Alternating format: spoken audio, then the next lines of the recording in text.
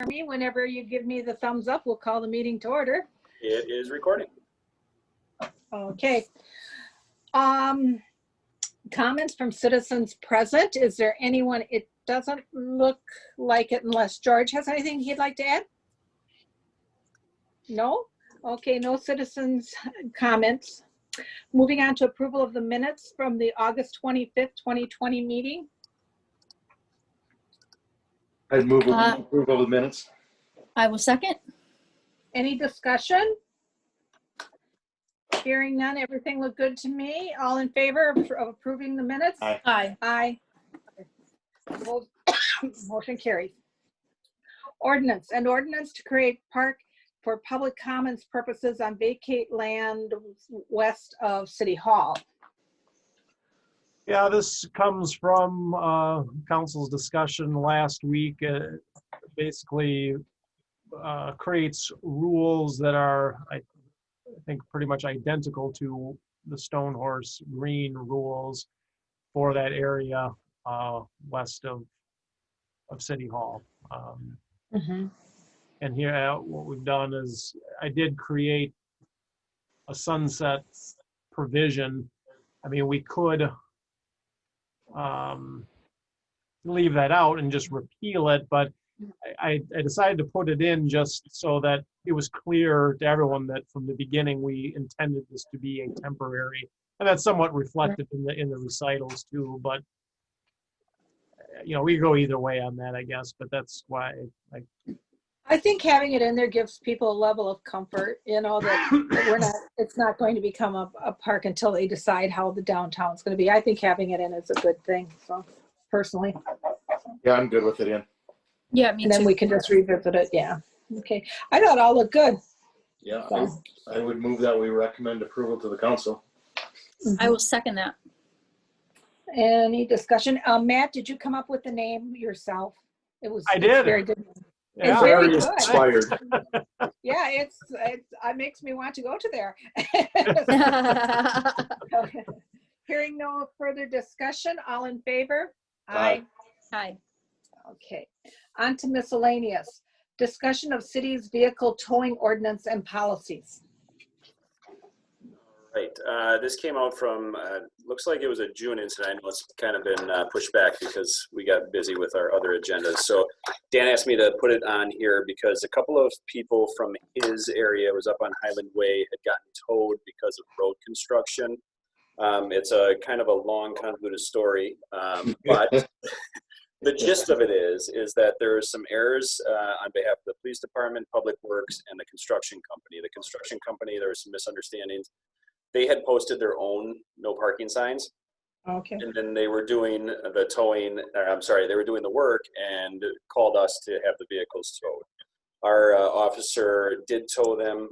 The other problem is that both of the people who got towed, there were actually 3 cars that were in violation. One, he tried contacting each of the registered owners at their residence. One person was able to move it. These other 2 happened to be on vacation. So not only did their cars get towed, but they incurred some storage fees. So Bill's Towing is our contractual towing company. They take the vehicle to their own business, which is right off Highway 14, and then they incur those storage fees. So what we did on behalf of the city, the police department, is we contacted Bill's. We worked something out where the city ate the tow fee because it was a number of errors. Public Works actually said that they were going to eat it because there was some miscommunication between them and the construction company. So despite the inconvenience, they weren't out. Neither of them were out any money. But then it came up, there were a lot of questions between Mike and Sean Stowski, Dan, a bunch of other people as far as why we handle things that way, why we don't just tow it around the corner, which is what Madison does.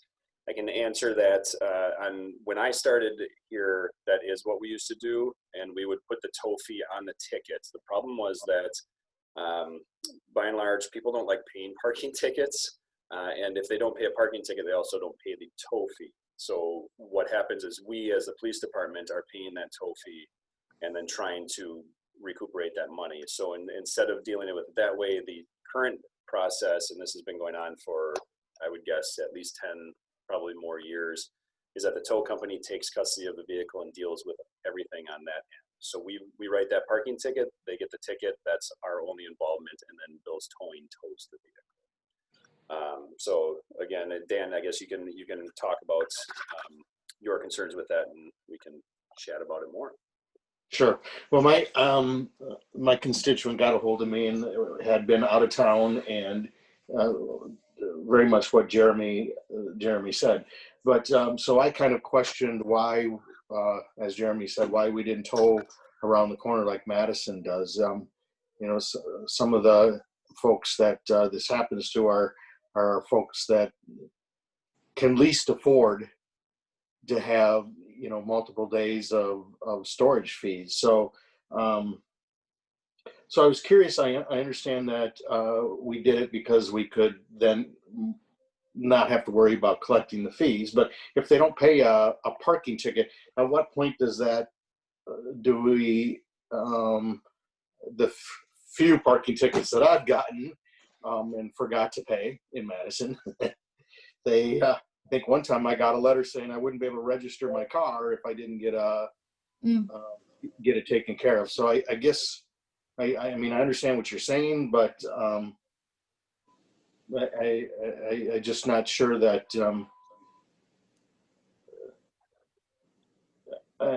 I'm just not sure that towing somebody's car who probably can not afford to have it towed and racking up $600 worth of, in this case, storage fees is, you know, really the way we want to go. So that was my concern, and this was of no fault of the young lady. She was gone, and I understand that we do have a 48-hour ordinance, but that is spotty in its enforcement. It depends. It's easier to see come fall and winter, obviously, when cars are covered in snow. There are some telltale signs when you can see the dust and dirt collecting under a vehicle. I guess in addition, as far as from the police department standpoint, we don't like the idea of changing any of this just because of the reasons I said. However, adding to this circumstance is the fact that both these people went on vacation. Yes, they would have been in violation. My concern about towing around the corner would be if it is a truly abandoned vehicle, we're realistically looking at towing that vehicle twice. Then, you know, in this circumstance, you towed around the corner, depending on where that is. I know that Dan and I had talked separately. He said the only part of Highland Way was under construction, so it could have potentially gone to the other side of Highland Way. The problem is potentially if it goes to, say, Elm Lane, that vehicle could sit there and then somebody on Elm could call us and say, well, this vehicle is abandoned, and now we've towed it to Elm Lane, but now we have to tow it from Elm Lane as well 48 hours later. So you know, there's additional, I guess, concerns with that that come along with that solution. Well, before we go to creating ourselves a whole lot more work necessarily, how often is this an issue? Well, I can say that I'm not familiar with this ever having happened before. You know, do we tow vehicles for abandonment? Absolutely. And generally speaking, that's more of a Mark Walter code compliance or community service aspect. Is our officers will not infrequently get calls, complaints about abandoned vehicles. And again, that's more fall and winter when it's more obvious. But then the officer will deal with it, mark it, and then it'll get forwarded on to Mark to deal with. So again, this is the first situation. Of course, it happened to be two, and it was kind of, in my eyes, the perfect storm of things that happened along with Public Works, the police department, and the construction company. And then on top of that, you know, those two people just happened to be on vacation during that week as well, which led to those pretty significant storage fees. So I don't know of it. I don't think it's a significant issue. I think I have numerous hours into this myself, and we had multiple people on the police department and Public Works that put a lot of time into it just to make this right. So I think despite the inconvenience, or other than the inconvenience, I think both of these people were relatively satisfied with the solution anyway. So long answer to your quick question was not very often. Sorry. Sorry I blabbed. That's fine. Throughout the city, aren't cars technically required to be moved every 24 hours? Yes, so that's street storage vehicle abandonment is after 48. So generally Okay. speaking, the process is we'll mark them, we'll come back after 24 hours, and then we might try additional steps to contact the registered owner, and then after 48 hours, we would. Well, their plan was to have them parked on the street during the entirety of their vacation, which was, I don't know, a week or 2 weeks or whatever. Yeah. Which really it isn't the way to handle it either, you know? Yeah, and to be 100% fair and honest, I suspect they've been doing that for quite some time, and they just haven't had the enforcement. Those up on Highland Way, there's not a whole ton of parking other than closer to the Century Ave sides of those addresses, so it's probably not so obvious that some of those vehicles are parked there for extended periods of time. Yeah, there's several tenants in those apartments that park there simply because there's not enough parking in the condos and apartments, whatever you call them. So you, at any given time, you'll see 6, 7, 8 cars lined up along there. Okay, well, it was something that I just wanted to ask a few more questions and have a discussion about. I don't think that we necessarily need to change anything at this point unless it becomes an issue, but I wanted to be able to understand how we got it. And I appreciate the effort that you're right, you went to a lot of effort to make this young lady who contacted me whole, and I don't know if she was happy or not. I never heard back from her. Actually, our patrol sergeant had contacted her. I had contacted her a couple of times. She did seem pretty happy with how things worked out. Now, she did put a lot of email and time and effort into getting to that, so that was an inconvenience, but I'd like to think that we made it right for her. Yeah, I believe that you did, and I appreciate that. Thank you. No problem. Okay. So we don't have to do anything further on that. Everything's No, there's settled. I don't think we have to do any action. Okay, Can I add wonderful. one quick comment, Kathy, just before we move on? And I don't need anything changed either, but I like that Dan brought up the fact that these folks couldn't necessarily afford to pay a big towing storage fee.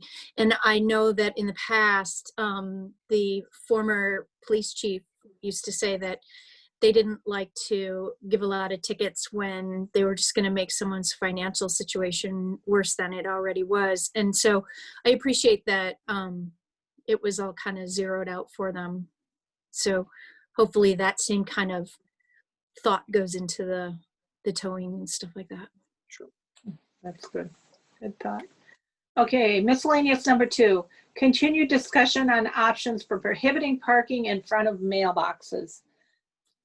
So, talked a little It's all bit. happening in Dan's neighborhood. Yeah, this sounds like there's a huge parking issue out there.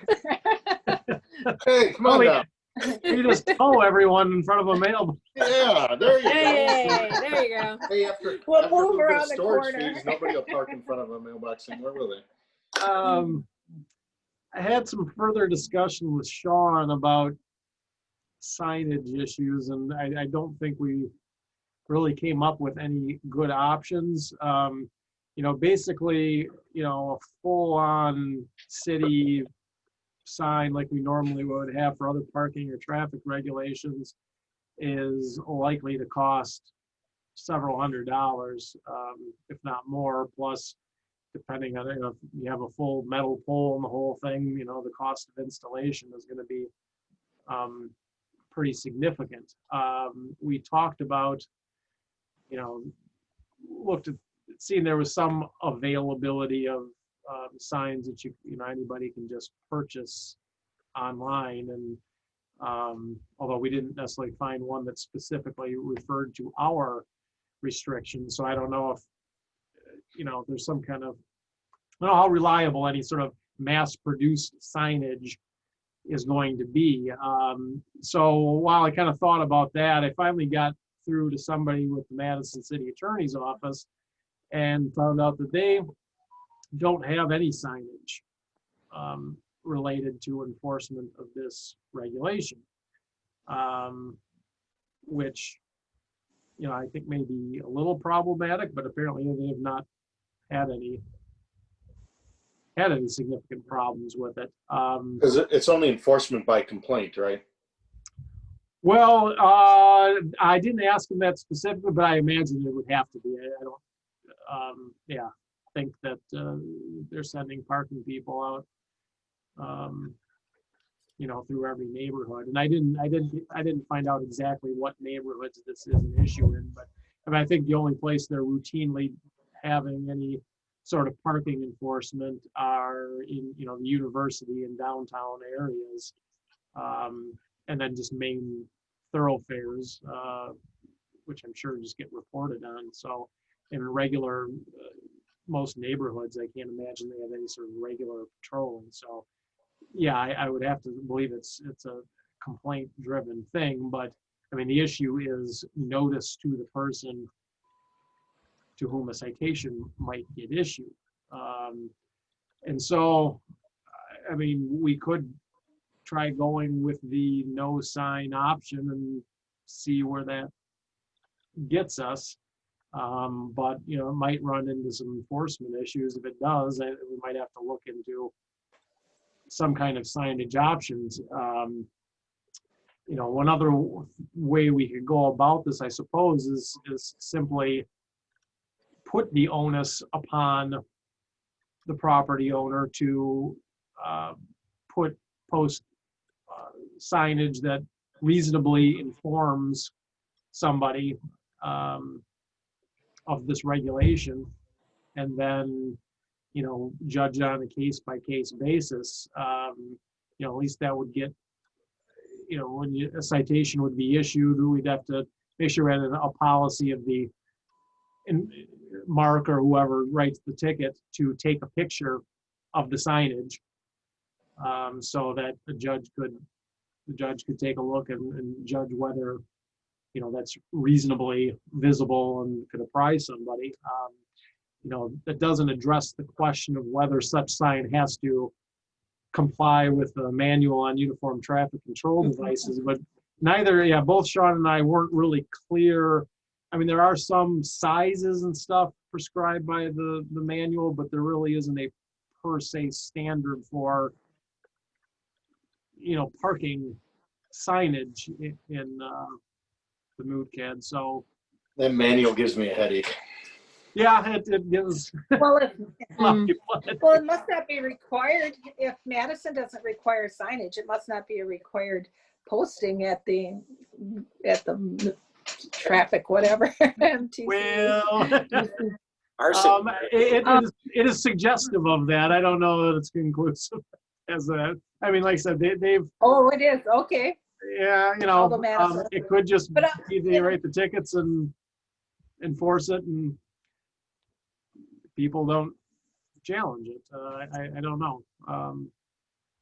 Matt, how does that? Well, there's I think while this is at this point an issue for the denser neighborhoods, I mean, where it happened in my district, the smaller lots, but it was also happening in Luke's district, where Luke lives, where there is the smaller lots and more mailboxes. So I think as we increase density on the residential streets, we have more narrower streets, more density. I think it's going to start to become potentially more of an issue. Well, I mean, newer subdivisions, it's kind of my understanding that the post office is well, no, they want the roadside stuff. Yeah, I don't know. Yeah, they don't want to get out of the truck. They want to be able to drive and just, in some cases they put up multiple boxes at one location. Right. In some neighborhoods. So. Is it possible to leave a warning on someone's windshield? That's what I was just going to ask. If there was something that they could just print out, the homeowner saying that according to what such and such an ordinance, parking is prohibited here. I don't know that we can let the homeowner do that.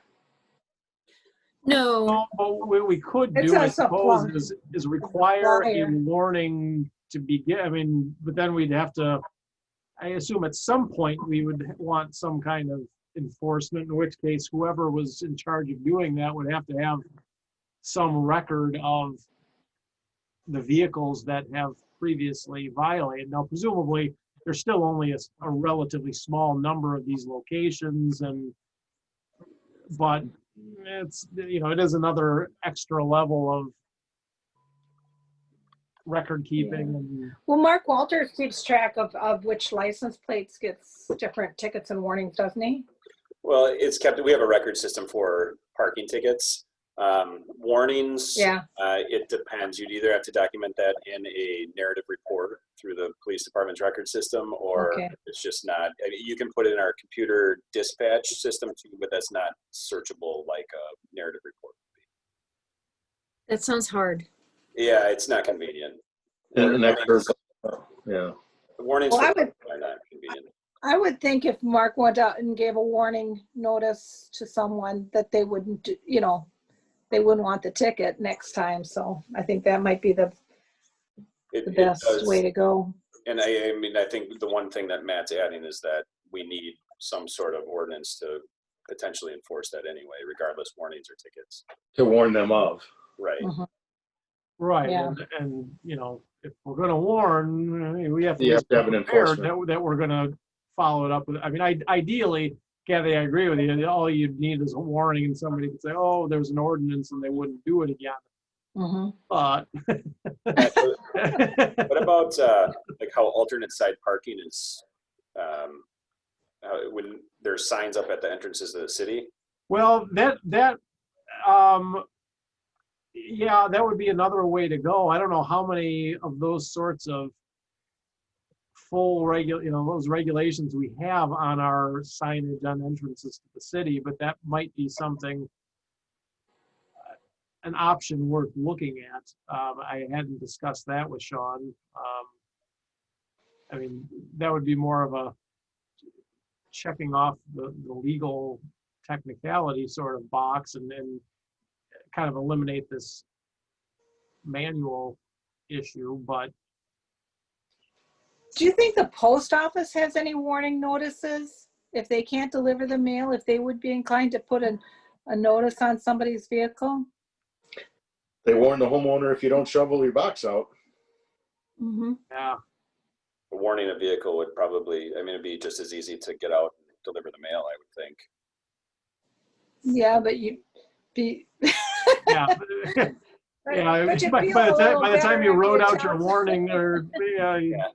might as well walk the extra 3 feet around the car and put the mail in the box.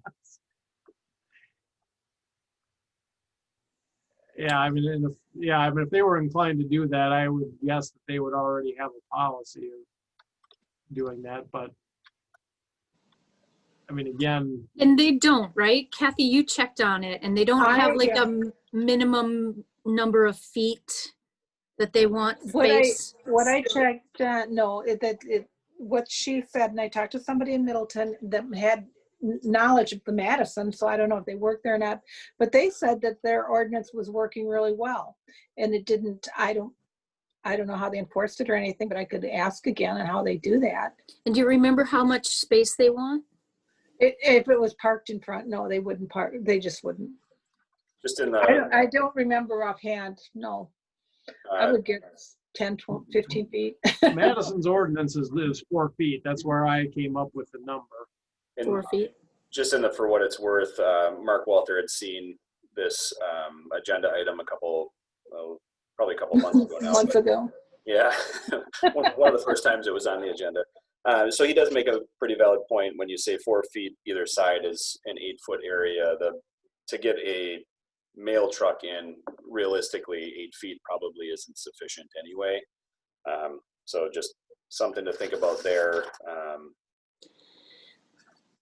I would think it would be okay as long as they could even just step out of their truck and put it in the mailbox, get back in. They're not at least walking all the way up to someone's home to a mailbox. I don't know. I Or a don't know. bound Yeah. car.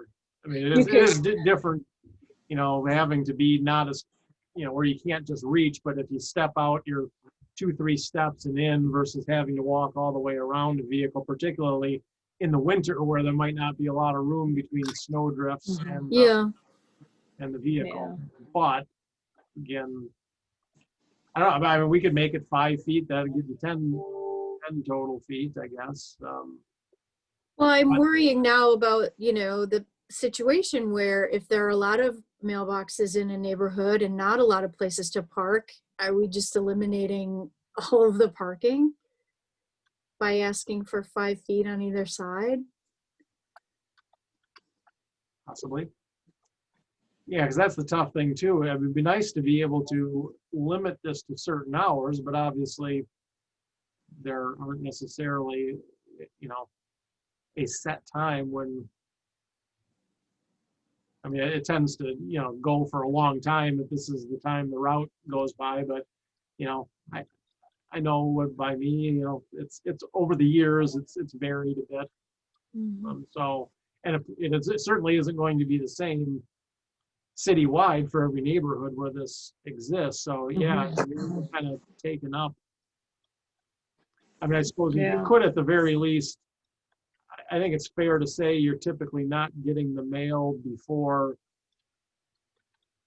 between or outside of 8 to 5. Right, I think, but right. Well, I think, I understand the parking issue, but I think the mail trumps the parking issue, and the onus is on the vehicle owner to not park in front of a mailbox. I think that, if we have some kind of enforcement policy, then where it's a real problem and people aren't getting their mail, we can enforce it. But I think we enforce it strictly on a complaint basis, and then I don't think it's going to be as big a problem as We're thinking. we're thinking. Yeah, I think so too, yeah. I I agree. mean, we just enforce it on a complaint basis. But then that way we actually have something to enforce if somebody lives in a neighborhood, like the gentleman who lived in my neighborhood and didn't get mail several days because on different occasions because somebody was parked in front of his mailbox. So in that case, a guy would get a ticket. Yeah. so then do we want to just try it first with no signage and see where that gets us? And if we need If to we do get trouble with that, come back with signage? Is that the? Yeah. But what are the hours that we have in the ordinance now? Right now, I don't have any hours. I like the idea of 8 to 5. 8 to 5, Monday through Saturday? What do you think? Well, they don't even, most of the times they don't even get on the road till the mail doesn't even, they spend the morning sorting, and I don't think many of them get on the road before 9. Okay, 9 to 5. 9 to 5, Monday through Saturday. And 4 feet, is that what we're going with? The same as Madison? Is that what Madison was, 4 feet? Yeah. Well, if it works for Madison and the post office hasn't complained, and Kathy said that it seems to be working fine. I don't know why we have to make it any bigger. They can take those they take those little trucks and they pull in sideways and put it in and then back up. I mean, they're masters at maneuvering those things so they don't have to get out. I've watched them. Yeah. They're pretty good with those little buggies. They are little buggies. I want to know where they were designed first. They look like they're European. So cute. No, they're old AMC vehicles. They're based off Jeeps. Much smaller wheels than Jeeps. So do you need Okay. a motion? Well, I assume that you'll come back, Matt, with it completed, and then we'll. Yeah, we do it either way. You could either recommend approval subject to removing the signage requirement and having it effective only between 9 and 5 on Monday, either Saturday, or you could just have me make those changes and bring it back. Either way. Katie, did you want to make a motion? Sounded like it. Oh, sure. I'll move that we write up this ordinance that people are not allowed to park within 4 feet on either side of a mailbox Monday through Saturday from 9 to 5, 9 a.m. to 5 p. and that we will not have signage, but that we will enforce this new ordinance on a complaint basis. Did I say that right? Well, you wrote it for him. You did. I'll second it. Okay, further discussion. So this will go then to city council with those changes? Okay. No further discussion. All in favor? Aye. Aye. Motion carries. Item 3, additional discussion on the ordinance regarding appointments to city boards, committees, and commissions. So as we discussed before, kind of what I'd put together was sort of kind of a foundation for what most committees would look like. And, we want to give you guys a little time to kind of ruminate over that and see whether that's sort of the base issues that most committees should do. And then if we've got that right, then, come back next month and kind of we'll go through the various committees and figure out what exceptions we want to keep. But Okay. so I started, the 3-year terms, that everyone would be 3-year terms. I started wondering, is 3 years the right number? Is 2 years the right number? Alder people are 2 years, mayor's 3 years. I don't know if 2 years terms would be. I like the idea that it's consistent in all the committees, whether it's 2 or 3. Just I thought I had different thoughts on that. I'm sorry. Go ahead, Dan. I like 3 only because, the first year you're kind of learning what you're doing. And by year 2, you've kind of got a handle on it. And by year 3, you're pretty good at it. So I just think That sounds like a theory. Sounds like a theory? Well, for the purposes of this discussion, we'll go with the theory. So I just liked a little bit longer. It has, I think, that the continuity for the committees then.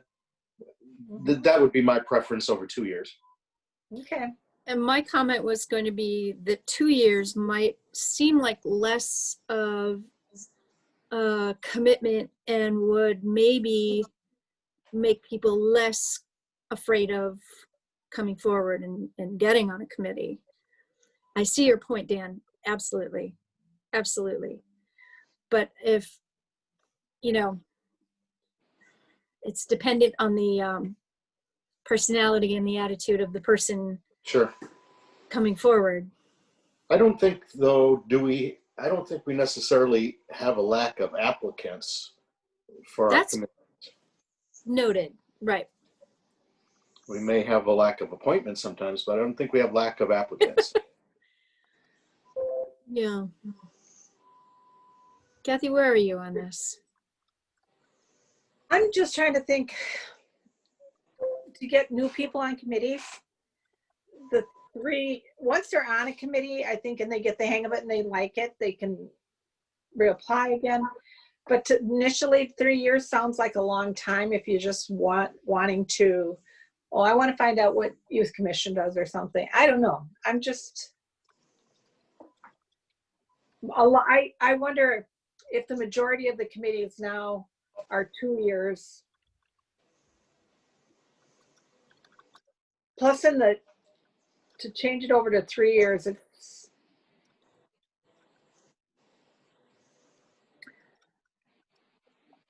I don't know how to say this. The mayor's appointments will be continued much longer just by virtue of the newness of the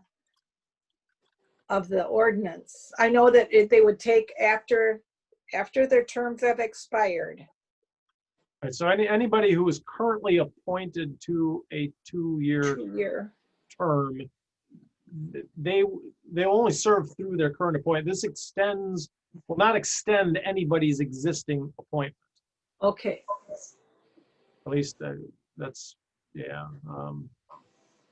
that's what that's number 3 But does. It's the uncodified portion of this ordinance. It just says those terms of appointees serving as of the effective date of the ordinance will expire in accordance with the terms to which they were initially appointed. So this does not extend anybody's existing term. It's only when you get appointed for the first time after the effective date of this ordinance Right. will the new. Right. So So I have another question and thought. Are the Zoom attendance rules going to apply even after this pandemic is over? Because I wonder if it would be easier for folks to sign up if they didn't have to leave their kids or their homes, and they could attend a meeting even after this, you know, if they were just always on Zoom anyway. I know my business is not going to stop doing Zoom options after this. And I just don't know, maybe, I don't know if that affects how long we make the term, but it might somehow help things. Yeah, I don't know the answer to my own question. there is well, Larry has been of the opinion that Zoom meetings are a pandemic phenomenon only. That once this is no longer an issue, that now there might be, I mean, I suppose you could, I suppose, have, I don't know if his opinion extends to certain advisory bodies that don't necessarily have, you know, any sort of statutory, like a planning commission. There are certain things that there are statutory requirements that the body, you know, take action on certain things. But other committees where, you know, their action just advisory, not sure if his opinion extends to that, but certainly for the council, plan commission, probably public works, those bodies will likely have to return to in-person meetings. So I don't know if we want to have different standards for everyone. So I've been under the assumption that all bodies will be going back to in-person meetings. Got it. After this is over. well, a constituent did bring this up to me. It's like, let's say a single mom wants to be on a committee and would have to bring their child. Should the city be able to provide them with some sort of childcare to help be more inclusive of the different populations and different people? That was something that was suggested. And I hadn't really given it much thought, knowing that we're still in the middle of Zoom meeting, so. Right. Yeah, I mean, I guess initially it felt that'd be a little bit beyond the scope of our task here, but not necessarily, I guess. Okay, you know. Well, I was thinking of reaching out to like maybe the high schoolers where they have volunteer hours would have only been, I wasn't thinking that the city would incur expenses to do this, but some volunteer hours or something for high schoolers. But anyway, back to 2 or 3. yeah. I don't know. Well, it sounds like you two would like to. Is that right? Well, you can always reapply. If you're getting really good at it, Dan. You're really good. Once you get the hang of it, you just can't give it up, you know. Yeah, I guess that's my thought. Okay, That's two. yeah. So I move that is that what we're doing? Do we need a motion? I don't think we probably need a motion yet, since this is still sort of a work in progress, unless you want to just for No. record, but it sounds like if we've got consensus, I can just make a note of that. And okay, so is there anything else on this list of sort of the baseline that you wanted changed, or are there any other sorts of criteria that should be sort of set as the baseline? That Dan, you're happy with the dates that are listed here, right? You like, I think you at the last meeting said it's nice to have the, third Tuesday in June is the, oh, one thing I was gonna ask, now I'm looking at it, this election of a secretary, we have chair, vice chair, and secretary. Yeah, I mean, every meeting's somebody. Now, I mean, certainly, I'm guessing there's a lot of bodies such as this one where staff is the recording secretary. I'm not sure who all. Right. Do we have staff acting as a recording secretary for every one of our? I'm willing to give it up. I'll just throw that out there. We're not gonna let you off the hook that easy. Or I suppose we could. Well, I nominate Jeremy. No, I think there's a staff member on every Yes. committee. And they generally are the secretary. Okay, They take- maybe I'll highlight that for now. Maybe we want to say, yeah, I'll highlight that. Maybe that can be taken out. Unless there's other duties you're thinking of besides notes and posting, because the city, there, I did look up something in there, calling the meeting if. It is somewhat I remember what I was. that there's limited access to on base, I believe. That's probably only, which is the agenda program and the minutes program. So I don't know if that would be problematic to make somebody else secretary. Although, I mean, Well, I mean, having an appointed secretary doesn't necessarily preclude staff from essentially Sure. doing those functions, the hands-on aspect of it. But yeah, let me just flag that, and I guess as we go through the other things, maybe that's a part that gets taken out or.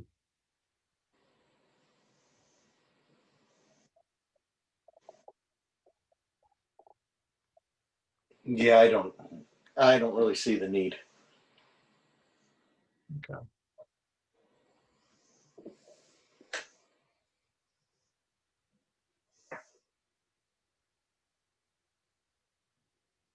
Okay, each board, committee, commission, okay. And there are a few committees where where the mayor appoints the chair, but I think he should also maybe appoint a vice chair, or else the committee appoint the vice chair. Well, I was thinking that all the committees, the default should be that the committee appoints its own officers.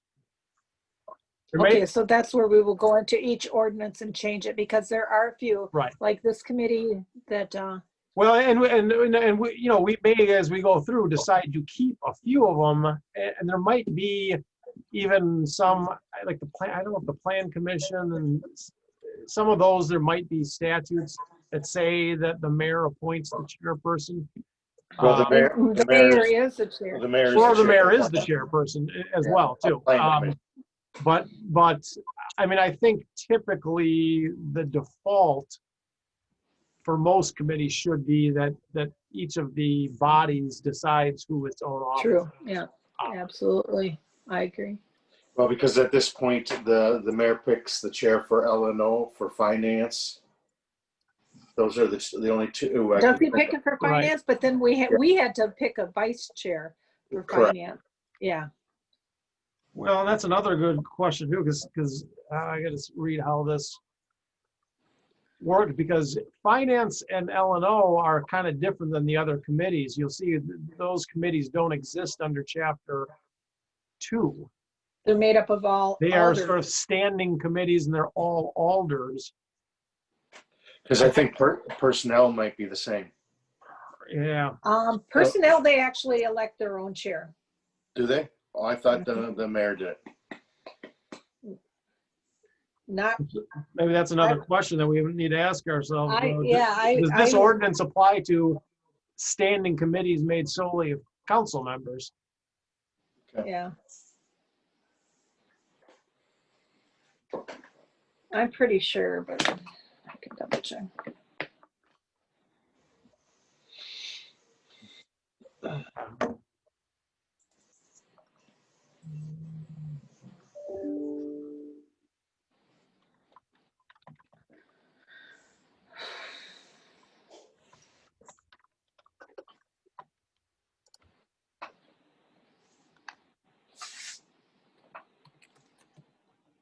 Okay. There might just be one other thing we'll want to sort of clarify, but other than those issues,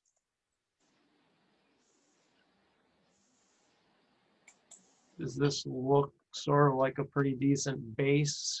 It does Okay. to me. All right, so then I will take this and I mean, I'll have to, as I go back through, figure out whether it's easiest to sort of draft the changes to the other committee ordinances or just summarize kind of where we want to go. I guess it'll really sort of depend on how messy it all looks when I go back and review that. I know I've looked at these before, but now as I sit here, I don't have much recollection for how much change and disruption this is going to cause to how many committees. But at any rate, sort of the next step then will be to kind of go through those, and like I said, I'll highlight where the differences are, recommendations, and we'll move this along.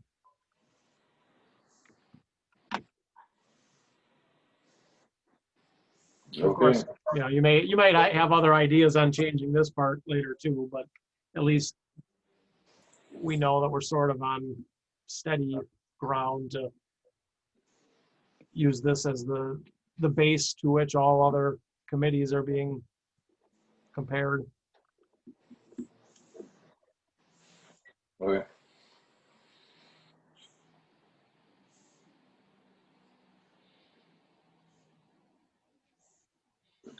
Okay. Okay, I was just looking, I didn't see in the chapter 2 where it has all the committees listed, and I didn't see one where it has finance or Yeah, they're not. L&O or personnel. They're not. I just remember when I was first on council that don't mean to brag, but they elected me chair, but I was elected and I didn't know whether that was. Yeah, I think they are rough.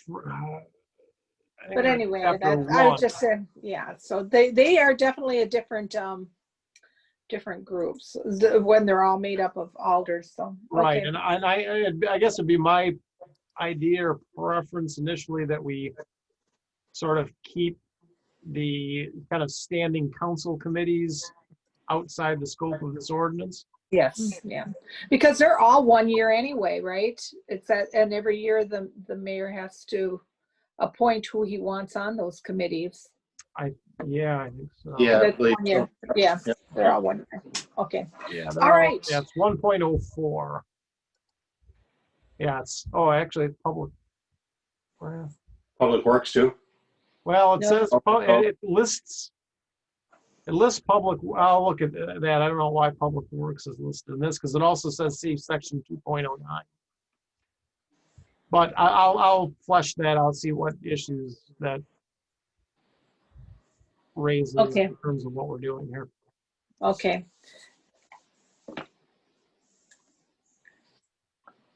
Okay, so you have what you need. We don't need to make any more further motion. Yep. And that brings us to the adjournment. Who would like to move adjournment? I will move, we adjourn. Second. Okay, all in favor, aye. We're adjourned. Aye. Good night. Thanks, Good guys. night. Thank you. Early night.